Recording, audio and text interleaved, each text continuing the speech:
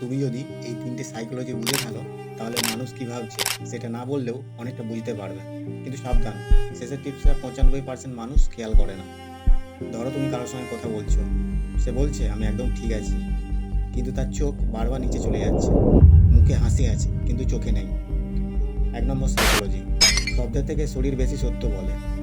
মানুষ মিথ্যা বলতে পারে, কিন্তু শরীর অভিনয় করাতে অনেক কঠিন। আর দ্বিতীয় ঘটনা, তুমি একটা আইডিয়া বলছো, সে সঙ্গে সঙ্গে বিষয়টি পাল্টে দিল। অনেকেই ভাবে সে ব্যস্ত, কিন্তু অনেক সময় মানুষ যে বিষয় এড়িয়ে যায় সেটা তার সব থেকে সংবেদনশীল জায়গা। ২ নম্বর টিপস, মানুষ কি বলছে তার থেকে বেশি কি এড়িয়ে যায় সেটা লক্ষ্য করো। এবার শেষ টিপস, কাউকে একটা ছোট নীরবতা দাও। প্রশ্ন করার পরে সঙ্গে সঙ্গে তার কিছু বলো না। বেশিরভাগ মানুষ সেই নীরবতা ভাঙতে গিয়ে নিজের আসল অনুভূতি বা অতিরিক্ত তথ্য বলে ফেলে। সাইকোলজি টিপস 3, নীরবতা অনেক সময় সব থেকে পাওয়ারফুল শক্তিশালী প্রশ্ন।